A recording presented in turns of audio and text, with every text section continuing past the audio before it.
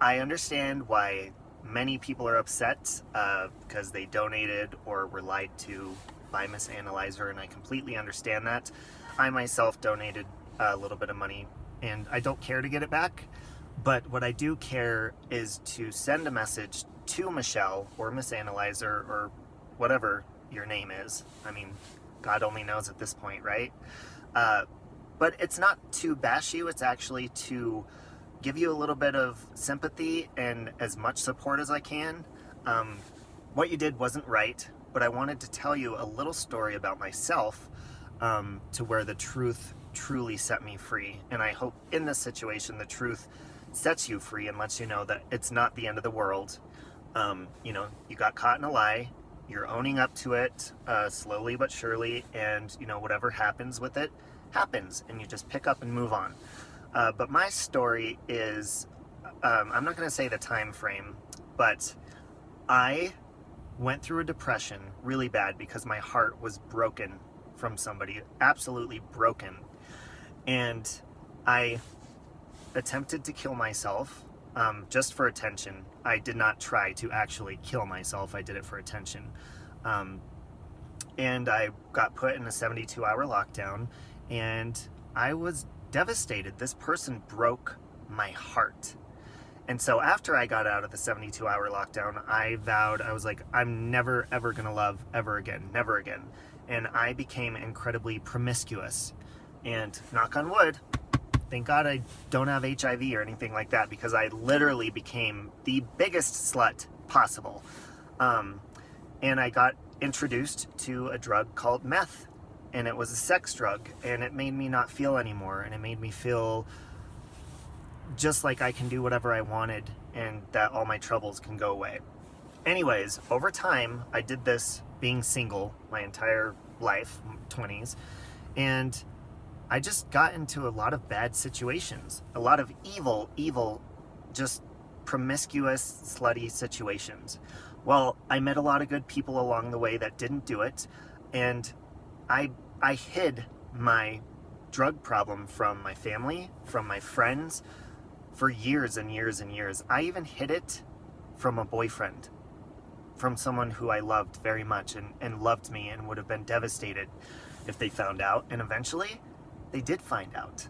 And the day that I told everybody, and I hid it for years because I was ashamed. I was ashamed to tell people this horrible, dirty secret about myself. It felt dirty. It was a very sexual drug, and it just was sick. And the day I told people, I remember I was in a motel room, not a hotel, because meth heads don't go to hotels, they go to motels. They're trash. I was one of them, so I can say that. But I couldn't sleep. I was up for like 2.5 days. I didn't drink water the entire time. I felt like I was dying. I think you die after like 3 days. I grabbed the Bible out of the little motel drawer, and I just told God, I said, please help free me from this. Like, I'm tired of having the secret. I felt like if I let the secret out and I told my parents and my boyfriend and everybody, that I can actually have a support system, because I had nobody but myself and God. And so I left the motel room. I called my boyfriend and I told him. And it was hard to do, but let me tell you something. As soon as I told him, a weight lifted off of me. Like, this secret isn't here anymore. He was pissed and upset and sad, and I told my parents, and everybody was devastated. But they supported me. They didn't seem like they wanted to in the beginning, and they were pissed, but they were pissed because they loved me. And the point of why I'm telling you this is because I understand why somebody can hold in a secret, and I don't know why you would make up a secret of having cancer, but there's a reason behind it. There has to be something lacking on the inside, love or something.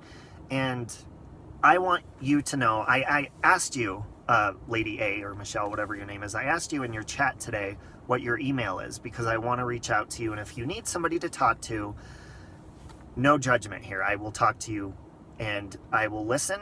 And I understand, you know, if there's legal issues or whatever, you just got to pick yourself up and grow from it, and know that there's other ways to express yourself or get attention.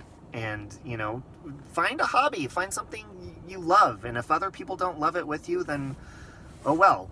The people that do, even if it's one person or just yourself, at least you're enjoying your life and you don't have to lie about anything.